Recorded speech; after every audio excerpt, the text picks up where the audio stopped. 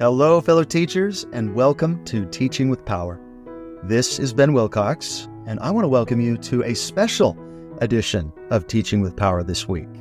I realized a couple of days ago that General Conference is upon us, and I thought that some of you teachers or parents out there might appreciate some ideas, some activities and insights to help your students or your families to be more prepared and excited for General Conference. And so as a teacher, I have typically done at least one lesson in the week prior to General Conference that helps my students to get excited for General Conference. And over the years, I've collected some of my favorite ideas and activities. And I'd like to share those with you, give you the opportunity to use those with your own families or your own classes. And so here are my favorites. And we're just gonna jump from one of these to another. And then as a teacher or as a parent, you could choose which insights and activities you'd most like to use. And if you're interested in the slide presentation or the handouts that I create, I'll put a link in the video description below where you can find access to those resources. I'll make them available at my Etsy shop. So typically, I like to begin my class with something kind of funny. And so for General Conference, I usually like to show some of my favorite General Conference memes that I've collected over the years. And so I'll just share some of those now with you. And some are better than others, but I kind of get a kick out of them. And I find that usually my students do as well. So I'll let you enjoy these.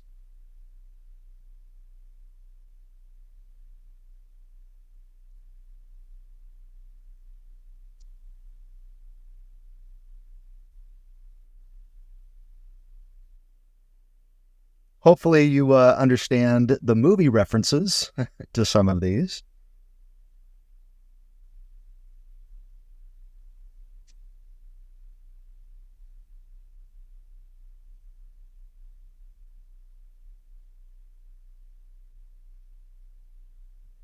And one more there. So, I just find that my students usually get a kick out of some of those funny pictures. But then one of my favorite activities to do with my students at the beginning of the lesson is to give them a who is it quiz. And how this works is I've got a handout that has spaces numbered from 1 to 12. And I tell my students that I'm going to show them pictures of famous people and that they shouldn't shout out their names, but just write them down on the numbered lines. And then we'll correct it afterwards, and we're going to see how many of them they got right. Can they recognize these people? And so you can go ahead and do this with me. Now, I wouldn't correct it until I'd gone through all 12. But for our sakes here, I'll go ahead and give you the answers as we go. But see if you can recognize these famous people. So number 1, this would be LeBron James, a famous basketball player. Number 2, that would be Taylor Swift. Number 3, this is Dwayne Johnson, otherwise known as The Rock. Number 4, that would be Scarlett Johansson. Number 5, this is Elon Musk. Number 6, Tom Cruise.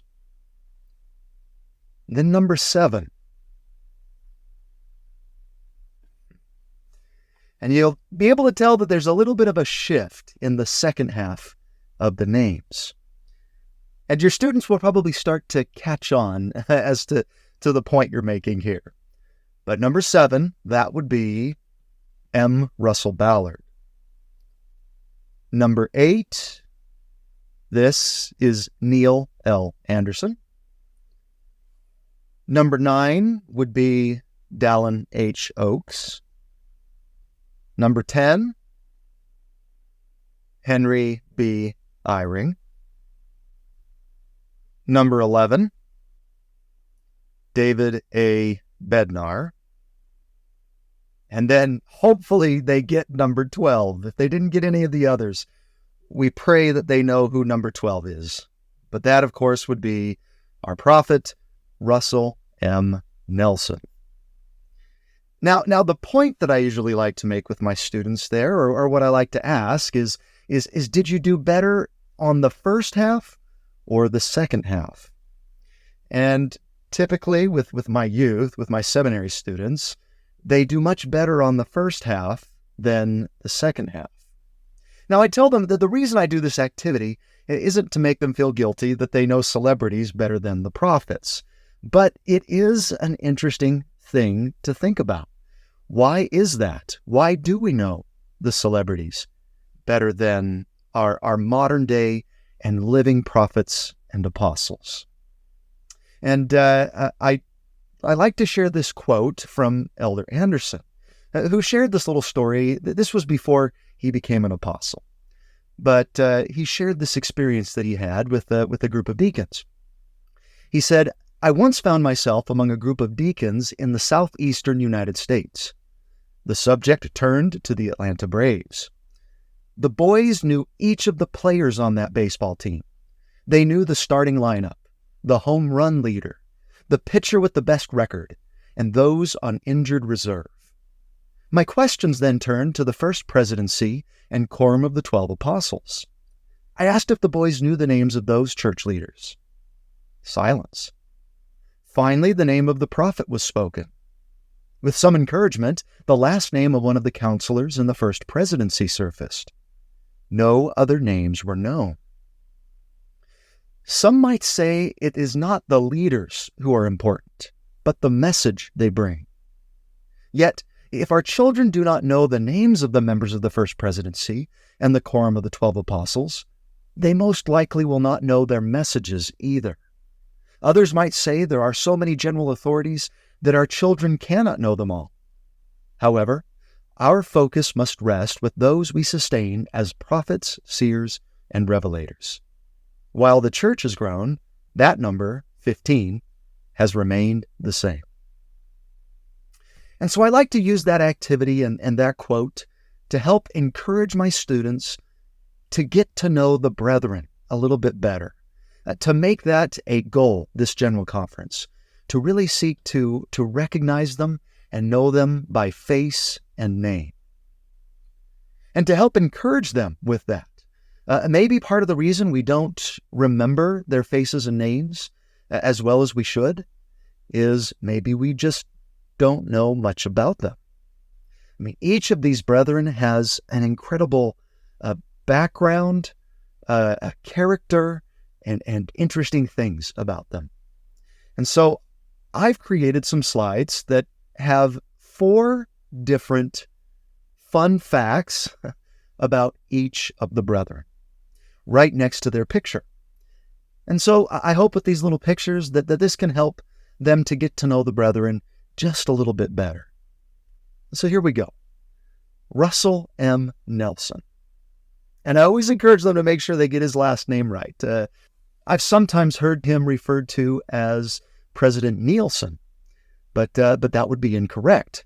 It's President Nelson. And some fun facts about President Nelson. He was the first to perform open heart surgery in Utah. I'm sure most of you are aware that President Nelson is a world-famous heart surgeon. He was a full-fledged MD at age 23. Now, I'm not exactly sure how that works, how you can become a full-fledged MD by that age, but somehow President Nelson managed to do that. Number 3, President Nelson plays the organ, and then he operated on President Kimball. Now imagine the pressure there, that you're responsible for performing surgery on the living prophet. But he was successful. as we know. Some fun facts about Dallin H. Oaks. He was a Utah Supreme Court justice. He was a DJ at age 17. President Oaks never served a full-time mission or was a bishop or a stake president before he was called as a general authority. And his father died when he was just 7 years old. President Eyring now. He was an associate professor at Stanford and MIT. He earned a master's and doctorate degree from Harvard. He was the president of Ricks College, now known as BYU, Idaho, from 1971 to 1977. And his dad was a nationally recognized chemist. Elder Ballard, M. Russell Ballard. Both of his grandfathers were apostles. He was a businessman before becoming a general authority and owned a car dealership in Salt Lake. He met his wife 4 days after returning from his mission, and he served a mission to England. Jeffrey R. Holland was president of BYU from 1980 to 1989. He earned a master's and doctorate degree from Yale. He lettered in football, basketball, baseball, and track in high school. So Elder Holland was an athlete. And he worked for CES, or the Church Educational System. And maybe that's why Elder Holland holds a special place in my heart. He too was a seminary teacher in the past. Elder Uchtdorf was a refugee after World War II and played in bombed-out houses as a child. He was born in Czechoslovakia in 1940. And the way his family became members of the church is that a woman invited his grandma to church while they were standing in a food line. And this shouldn't surprise you, but he was the vice president and chief pilot for Lufthansa German Airlines. And we know, we've heard a lot of aviation stories and metaphors from Elder Uchtdorf over the years. Elder Bednar is an avid skier. He was a business professor at the University of Arkansas and president of BYU, Idaho, before being called to serve as an apostle. And after returning from his mission, he baptized his own father. Elder Cook was a business lawyer in California for 29 years. He served a mission to England, was executive director of the missionary department, and helped to negotiate the release of 4 missionaries held hostage in Nigeria. Elder Christofferson was an attorney and started as a law clerk under the judge who oversaw the Watergate hearings. He served as executive director of the Family and Church History Department. His dad was a veterinarian, and he often helped in taking care of animals.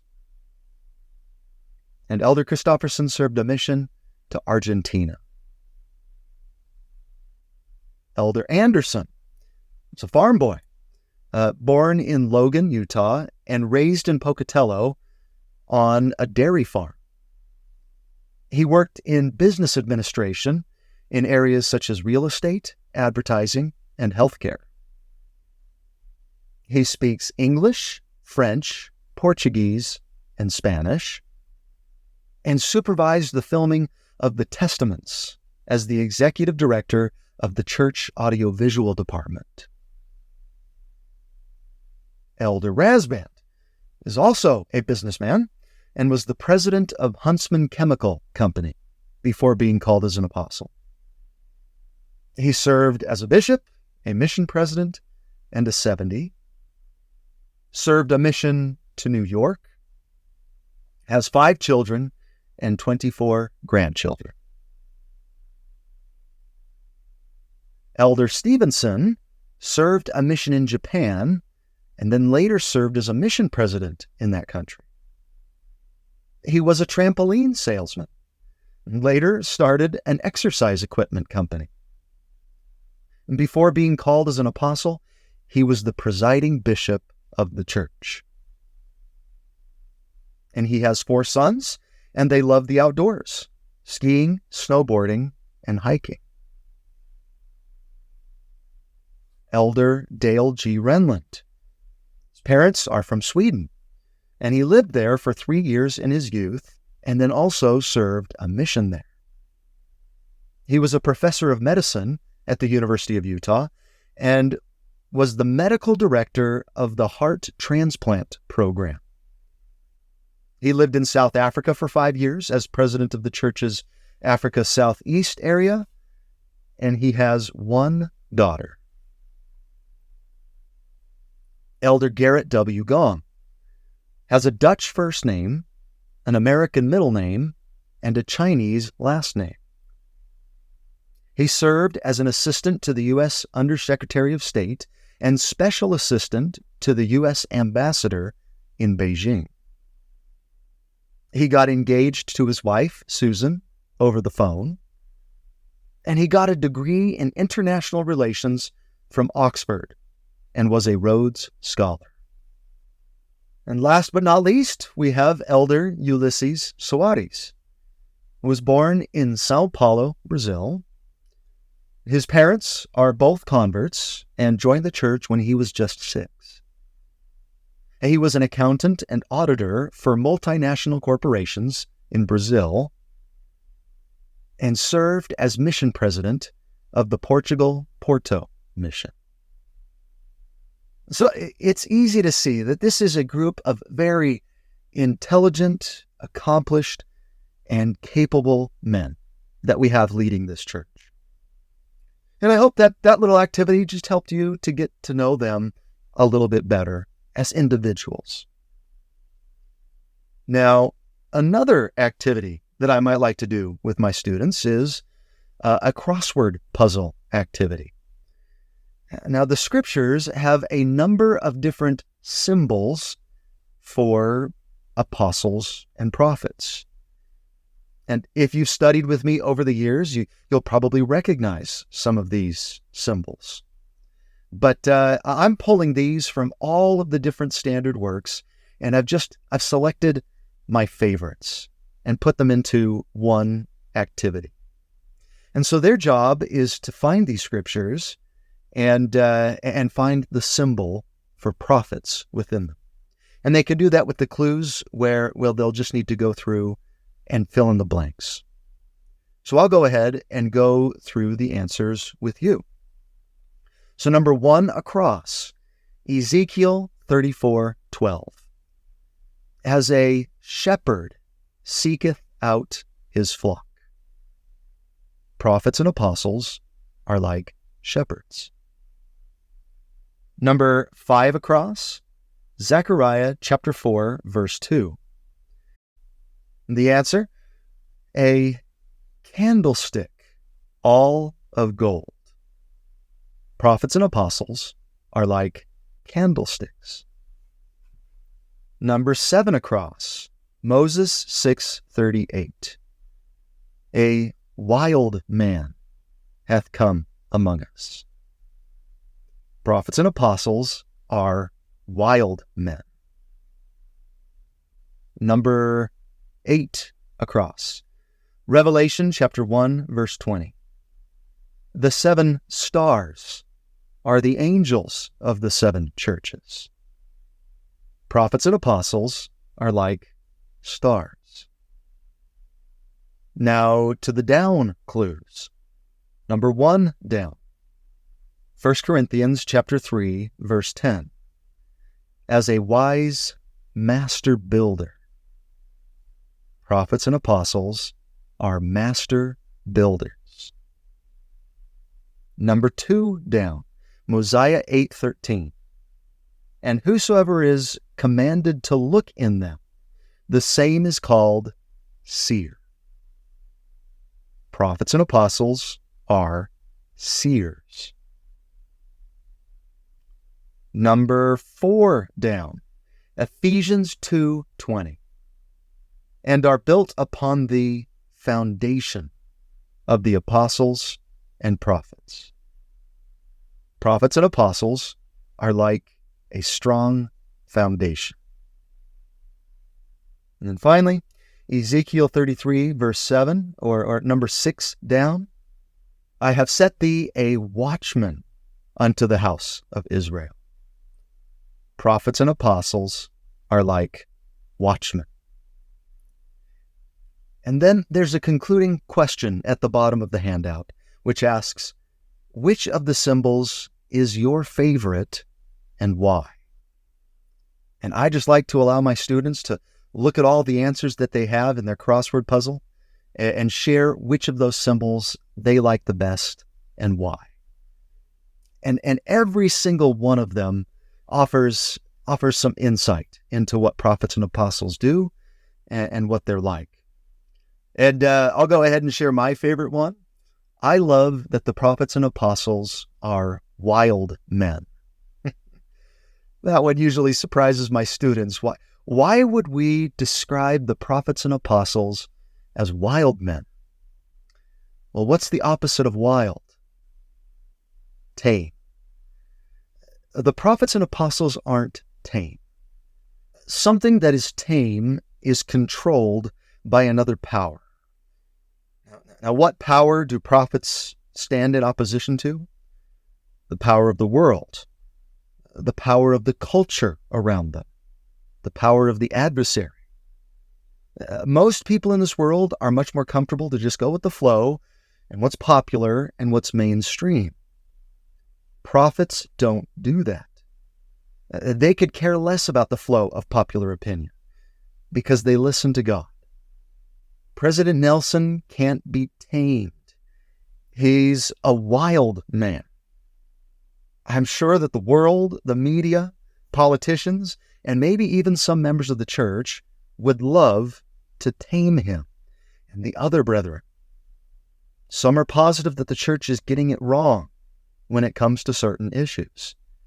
They want tame prophets, the kind that will tell them what they want to hear. Soothsayers that say soothing sayings. But the brethren, they're not going to be tame. They're wild. And we would do well to listen to these wild men. So I love that. I love that description of our Latter-day prophets and apostles. Well, another brief insight here and an activity that I might try with my students. Sometimes I'll invite a student to come up to the front of the classroom and hold their arms out, straight out to their sides, and see how long they can do that before they begin to drop. Or you can even have your entire class do this and wait until you have a winner. See who can last the longest. Although sometimes some of these kids, they can do this pretty long. And so usually after a minute or two, for those that are still left, I might put a hymn book or some kind of weight in each of their hands, and then see how long they can keep their arms up. Well, I tell them that there's only so long that we can hold our arms out by ourselves before they get tired. But is there anything that we could do that would help somebody to keep their arms up even longer? You could have somebody else help hold up your arms. And so I'll bring a student to the front and have them hold out their arms and even stack a couple of hymn books in each hand, but then invite 2 more students to come to the front to prop up the elbows of that student. And then I ask, how long do you think that person could hold up their arms now? Well, probably indefinitely. Well, that very image of 2 people holding up somebody else's arms is found in this wonderful little story in the Old Testament. something that happened to Moses during the Exodus. And I just like to take my students to Exodus chapter 17 and read this little story that's just found in verses 8 through 13. And before I read it, I want my students to think about the lesson of this story. What do you think this story is teaching us? And be prepared to finish this statement. If I wish to win my spiritual battles, I must... ... You fill in the rest of that statement based on what we hear in this story. And this is something as the children of Israel are traveling towards the promised land. Then came Amalek and fought with Israel in Rephidim. And Moses said unto Joshua, Choose us out men, and go out, fight with Amalek. Tomorrow I will stand on the top of the hill with the rod of God in my hand. So Joshua did as Moses had said to him, and fought with Amalek. And Moses, Aaron, and Hur went up to the top of the hill. And it came to pass, when Moses held up his hand, that Israel prevailed. And when he let down his hand, Amalek prevailed. So he's holding out his arms with the staff in his hand, and eventually his arms get tired, and as they do, the Israelites begin to lose the battle. But Moses' hands were heavy, and they took a stone and put it under him, and he sat thereon. And Aaron and Hur stayed up his hands, the one on the one side and the other on the other side.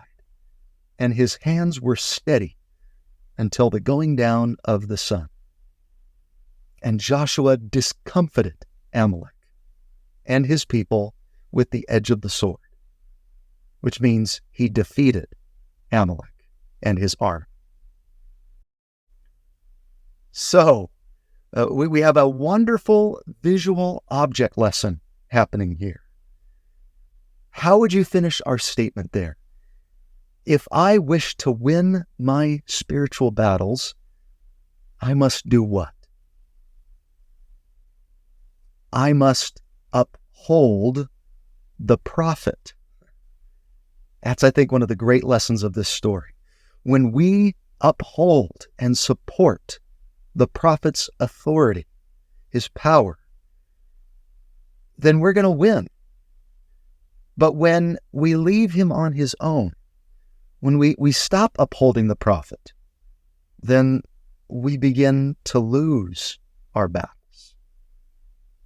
And I always love to pair this little story with a verse that comes from the Doctrine and Covenants, because the next question becomes, well, how do I uphold the prophet?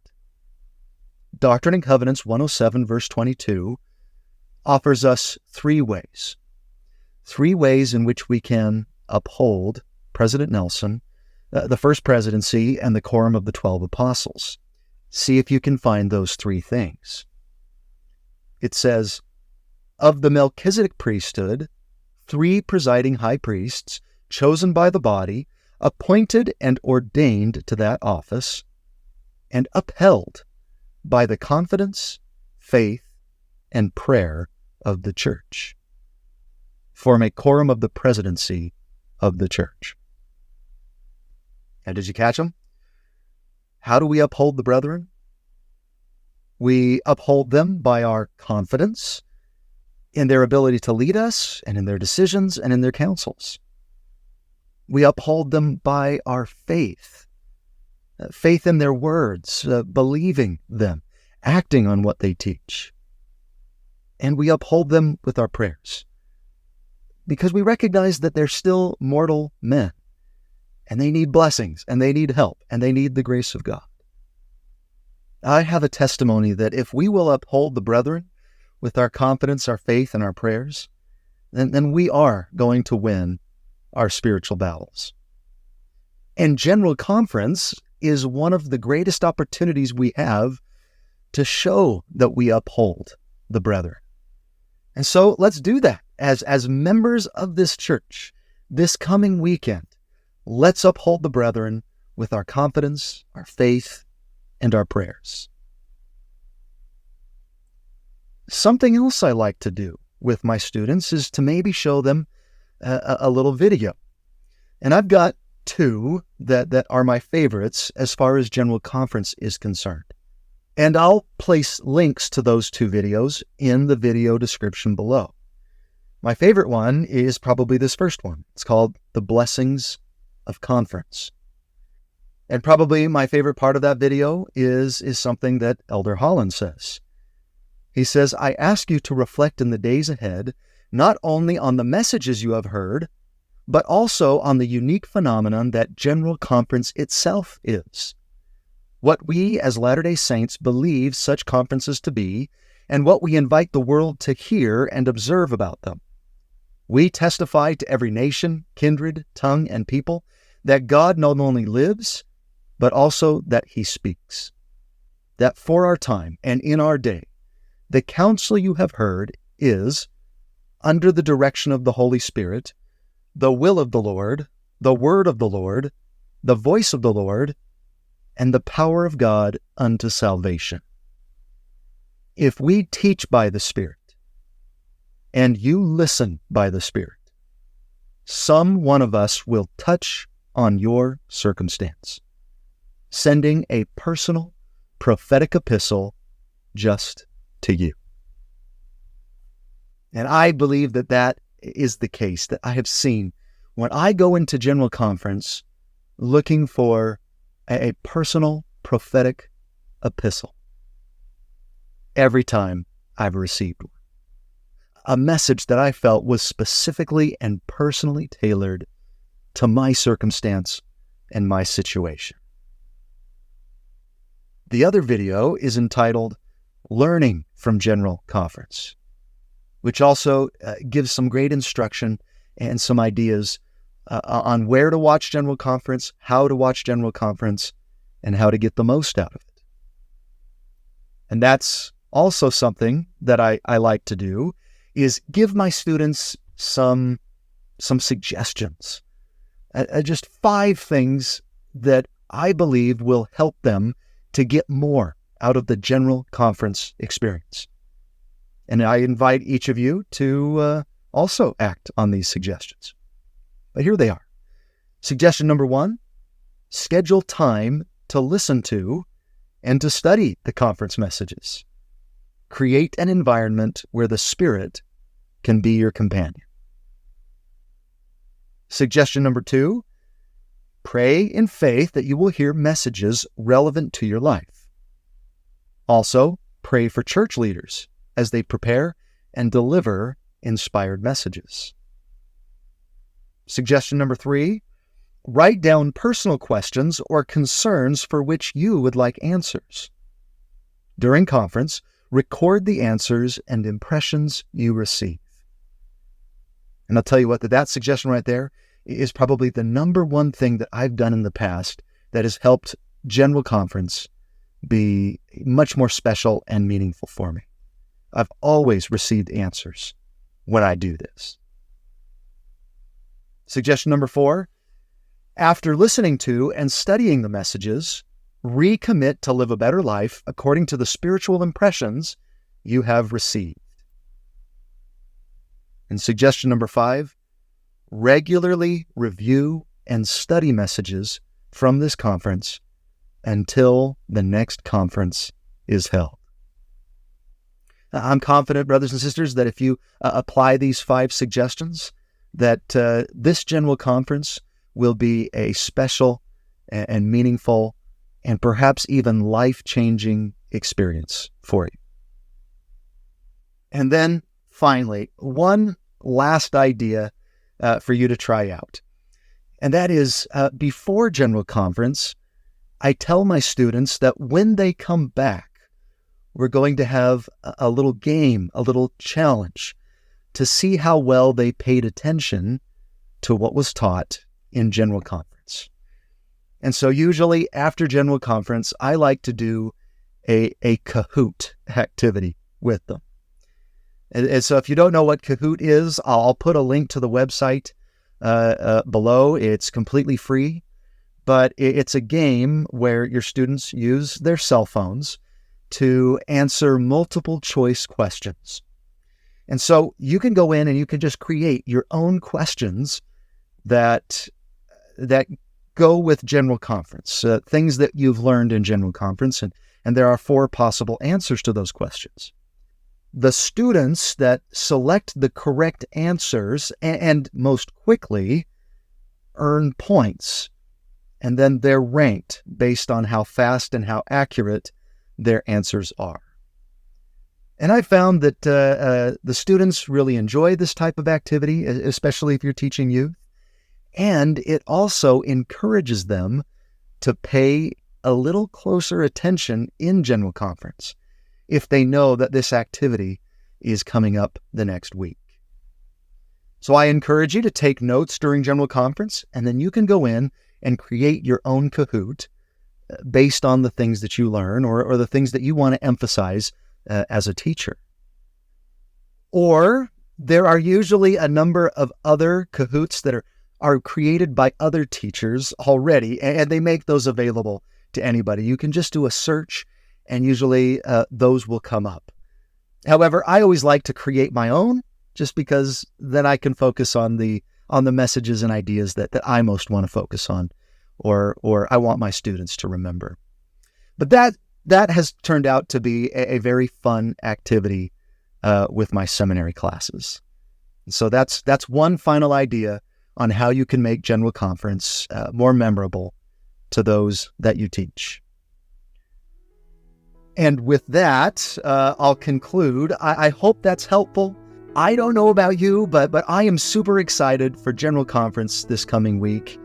And I hope that these ideas and activities can help you as a teacher or a parent to really get those that you teach and those that you love excited and ready for this incredible miracle that we get to experience as a church every 6 months. And so just as a reminder, if you are interested in these resources, I'll put a link in the video description below to my Etsy shop where you could get access to these materials. And with that, I'll say thank you so much for watching. Now get out there and teach with power.